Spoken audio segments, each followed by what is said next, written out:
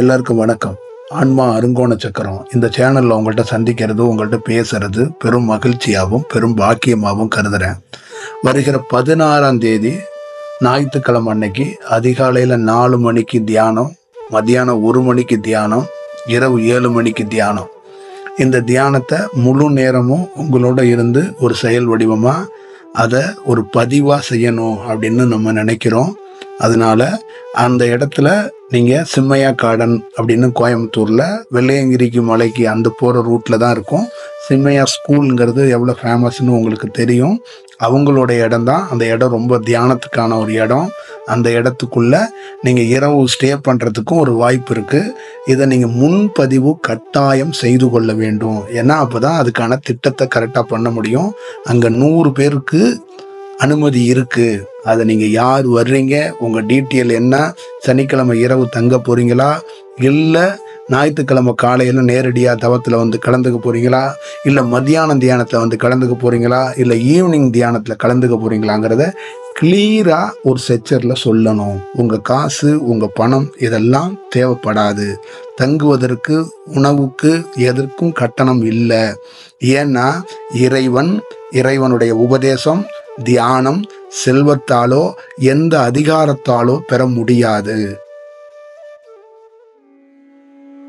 நல்வழிப்படுத்துவது சிங்கத்து வாய்க்குள்ள தலையை விடுறது சமம். மனிதர்களை மட்டும் நல்வழிப்படுத்திவிடவே முடியாது. சிங்கத்துக்குள் வாய்க்குள்ள தலையை விட்டு நீ கடிக்கிறியா கொஞ்சம் கடிய அப்படின்னு சொல்றது தான் மனிதர்கள்ட்ட போதனை பண்றது. சிங்கத்தை யாம் ஒரு அசால்ட்டாக போதனை பண்ணி ஞானமடைய வைத்து விடுவேன்.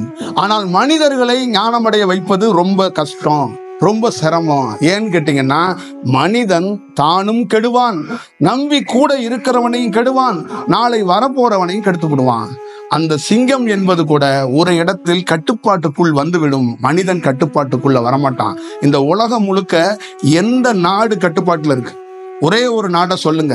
சுய ஒழுக்கத்தோடு, சுய நேர்மையோடு, சத்தியத்தோடு, தர்மத்தோடு இந்த உலகத்தில் ஒரே ஒரு தேசம் இயங்குதுன்னு ஏதாவது ஒரு தேசத்தை சொல்ல முடியுமா?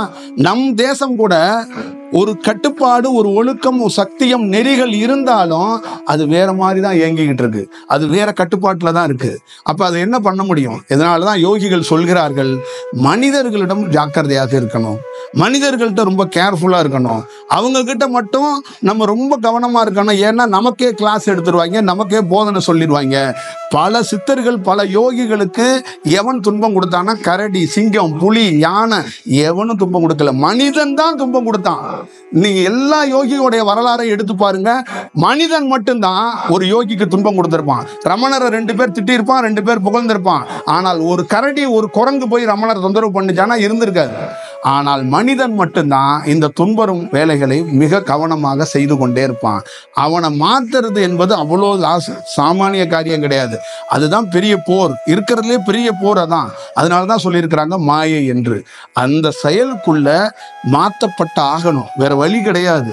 அப்ப இந்த உரைகள் எல்லாம் நிகழ்த்தப்பட்ட ஆகணும். இந்த உரைகள்லாம் எப்படி இருக்கணும்னா, பிரச்சாரம் மாதிரி இருக்கக்கூடாது, ஒரு பொது வழியில் ஒழிக்கப்படணும். இப்ப வடலூரை சுத்தி சிதம்பரம், அங்க இருக்கிற என்னென்ன ஊரெல்லாம் இருக்குல்ல, அந்த ஊர்களில் வடலூர்லயே ஒரு சமமான நிலையை பார்க்கறது ரொம்ப கடினம். ஆனால் அந்த ஊரில், அந்த மண்ணில் என்ன நிகழ்ந்திருக்கிறது என்றால், பிரபஞ்சத்தோடு ஒரு தொடர்பு நடந்திருக்கிறது. வடலூர்ல பிரபஞ்சத்தோட ஒரு கனெக்ட் இருக்கு. ஒரு கடவுள், ஒரு சக்தி, இறை சக்தி பிரபஞ்சத்தோடு நேரடியாக தொடர்புக்குரிய இடமாக அந்த இடம் இருக்கு. அந்த மையத்தை, அந்த இடத்தை தேர்ந்தெடுத்திருக்கிறாங்க. வடலூரா இருக்கு, அங்க முந்திரி பழம் விளையும், அங்க நிறைய ஜனங்க இருக்கிறாங்கிறதுக்கெல்லாம் தேர்ந்தெடுக்கல. பல யுகங்களாக அந்த இடத்துக்குள்ள பல யோகிகள் உட்கார்ந்து சித்தி பண்ணியிருப்பாங்க. அந்த இடத்தை, அந்த இடத்துக்குள்ள ஒரு செயல் வடிவம் இருக்கும். அந்த இடத்துக்குள்ள ஒரு இறை ஆற்றல், அங்கே ஒரு செயல் குடிகொள்கிறது. இறை ஆற்றல் நீங்க ஒரு உருவமா பார்க்காதீங்க, அதை நான் ஒரு ஒளியா கூட பார்க்க வேண்டியதில்லை. அது ஒரு இறை சக்தி, இறை ஆற்றல். நீங்க போனீங்கன்னா, செவ்வாய்க்கு போனீங்கன்னா, சந்திரனுக்கு போனீங்கன்னாலும் எங்க பார்த்தாலும் ஒரே வெட்ட வெளியா தான் இருக்கும். அதே போல வடலூரை நீங்கள் எத்தனை கதவுகள் திறந்தாலும், எத்தனை செயல் செய்தாலும் வெட்ட வெளியா தான் இருக்கும். அங்க ஒன்றும் இருக்காது. திறந்துகிட்டே இருந்தாலும், எத்தனை திறந்தாலும் வெங்காயத்தை உரிக்க ஒண்ணு இருக்காது மாதிரி ஒண்ணு இருக்காது. அங்கு ஒரு இறை ஆற்றல் குடிகொண்டு இருக்கிறது. அந்த இறை ஆற்றலை என்றாவது ஒரு நாள் மனித குலம் மேம்படுவதற்காக, அதிலிருந்து பயன்பெறுவதற்காக ஒரு வாய்ப்பை உருவாக்கப்படும் ஒண்ணு. இன்னொன்று, அந்த வடலூரை பொறுத்தளவுக்கு யாரோ ஒரு தவசு பண்றவன் நிச்சயமாக வடலூர் இடத்தினால் ஞானம் அடைவான். அவன் ஞானம் அடையிறதுக்கான ஒரு வாய்ப்பு இருக்கு, ஒரு ஜங்ஷன் வேணும் அப்படிங்கிறதுக்காக தான் இறை ஆற்றல் அந்த இடத்தை தேர்வு பண்ணியிருக்கு. கண்டிப்பாக வடலூரில் ஒருவன் ஞானம் பெறுவான், அது ஒரு நாள் வரும் அப்படிங்கிறதுக்காக தான் அந்த பிரபஞ்ச பேராற்றல் அந்த செயலை வைத்திருக்கு. லட்சக்கணக்கான கோடிக்கணக்கான இந்த மக்கள்ல நீங்க யாரு வேணாலும் இருக்கலாம். அந்த வடலூர்ல இருந்து ஞானத்தை பெறக்கூடிய அந்த வல்லமை பெற்ற ஒரு அற்புதமான செயல் வடிவத்துக்குரிய மனிதர்கள் யாரா வேணாலும் இருக்கலாம். அந்த செயலுடைய நோக்கம் அதுதான். அதை அறியறதுக்கு நாம ரொம்ப கடுமையாக உழைக்க வேண்டும். இப்ப நம்மளுடைய செயல், நம்மளுடைய வடிவம் என்னன்னு கேட்டீங்கன்னா, நமக்கு கொடுக்கப்பட்டிருக்க பணி என்னன்னு கேட்டீங்கன்னா, நம்ம பாதை மாறாம போகணும். நமக்கே ஒரு சின்ன பிசுறு ஏற்பட்டுச்சுன்னா மண்டையில தட்டிடுவாங்க. இதுதான் பிரபஞ்சத்துடைய பேராற்றலுக்குரிய, பிரபஞ்சத்துடைய பேர் ரகசியத்துக்குரிய விஷயமாக இருக்கிறது.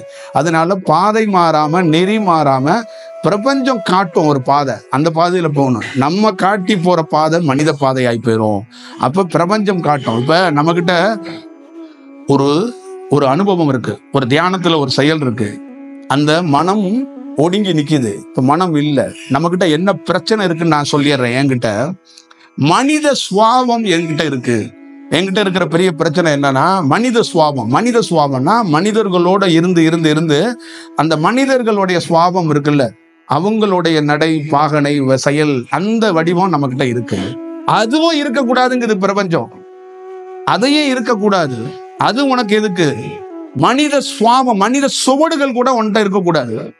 அந்த செயல் இருந்தாலும் நீ செய்யற வேலையும் உனக்கு பாதிக்கும். அது ஒன்ன டிஸ்டர்ப் ஏற்படுத்தும், ஒன்ன ஒரு செயல் வடிவம் செய்ய வைக்காது. அந்த செயல், அந்த வடிவத்திலிருந்து நீ விடுபட்டு தான் நிக்கணும், ஒரு செயல் வடிவமா நிக்கணும். இப்ப இவ்வளவு பேர் இருக்கிறாங்கன்னா யாருமே இல்லை என்று நினைத்து நீ உரை நிகழ்த்தணும். இப்ப இவங்க நிக்கிறாங்க, இவங்களை இம்ப்ரெஸ் பண்ணணும் அப்படின்னா உனக்குள்ள மனித அந்த தன்மையும் அந்த செயலும் ஊடுருவி இருக்குன்னு அர்த்தம். ஒருத்தர் இம்ப்ரெஸ் பண்றதுக்காக ஒரு உரை இருக்கக்கூடாது. இந்த பிரபஞ்சம் என்பது இந்த உலகத்தில் யாரையும் இம்ப்ரெஸ் பண்றதுக்காக ஒரு வேலை செய்யறதே கிடையாது. ஒரு ஏக்கமாக, ஒரு செயலாக, ஒரு வடிவமாக எல்லோருக்கும் எல்லாம் கிடைக்கப்படணும், ஒரே ஏக்கமாக சீராக இயங்கப்படணும். இதுதான் பிரபஞ்சத்துடைய செயல். அப்படித்தான் ஒரு யோகி செயல்பட்டு ஆகணும் அப்படிங்கறதான் அந்த பிரபஞ்சத்துடைய திட்டமாக இருக்கிற, பிரபஞ்சத்தோட செயலாக இருக்கு. அதுக்கு வடிவமாக சதாசிவம் பிரம்மேனந்தரை பார்த்தீங்கன்னா, சதா ஒரு பூமியோட சுழற்சியும் சதாசிவத்தோடைய படத்தையும் சதாசிவத்தோட சமாதியையும் நீங்க பார்த்தீங்கன்னா ஒன்னா இருக்கும். ஒரு சுழற்சி தெரியும், அதுக்குள்ள அனுபவம் பெற்றவங்களுக்கு தெரியும். அதை பார்த்தீங்கன்னா ஒரு சுழற்சி உங்களுக்கு சுழல்வது போல் தெரியும். அதுதான் சதாசிவம் என்பது.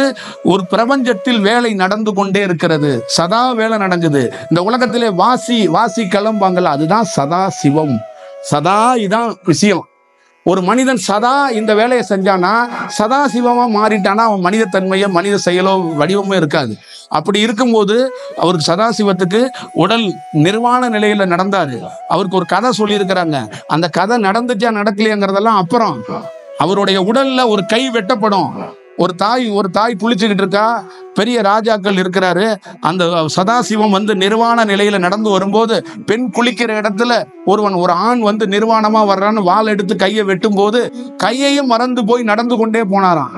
அப்ப கையையும் மறந்துட்டு போறான்னா, யாரா இவன், வலி இல்ல, ரத்தம் தொட்டுது, கேரே பண்ணலன்னு ஓடி போய் அவர் காலில் விழுந்து அந்த கையை கொடுத்தோன்னே, கையை நீங்க ஏத்துக்கணும், தெரியாம பண்ணிட்டேன் அப்படின்னு அந்த மன்னிப்பு கேட்கும் போது அவரு பெருசா எதையும் எடுத்துக்காம, இதுதான் உன் பிரச்சனையான்னு சொல்லி அந்த கையை வாங்கி திருப்பி என்னமோ ஒரு சார்ஜருக்கு ஒரு பிளக்ல சொருகிற மாதிரி சொருவிக்கிட்டு போயிட்டே இருந்தாராம்.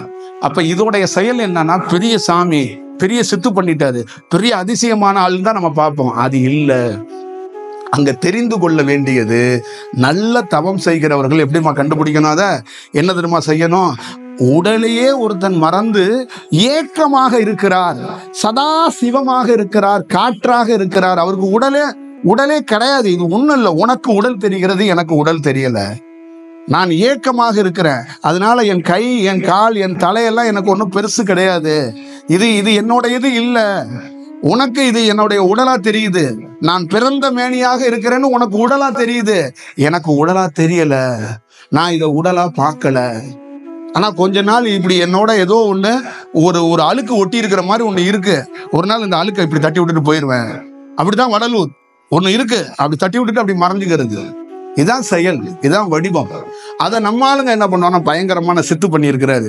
பாருங்க, கையை எப்படி பண்ணியிருக்கிறாரு, கையை காலை மூக்க தனியா பிரிச்சு போட்டு உட்காந்து நவகண்ட யோகம் பண்றாரு, அந்த யோகம் பண்றாரு. அதுக்கெல்லாம் என்னன்னா, சதா சிவமாக இருக்கிறவர்கள் தன்னுடைய ஒரிஜினலாக ஒருத்தன் உட்காந்து தவம் பண்றாங்க. இப்ப நம்ம உட்காந்து தவம் பண்றோம், எப்படி உட்காந்து பண்ணுவோம், பல்வேறுபட்ட ஒரு முத்திரையை வைத்து பல்வேறுபட்ட செயல் வடிவத்தை தவம் பண்ணுவோம்ல.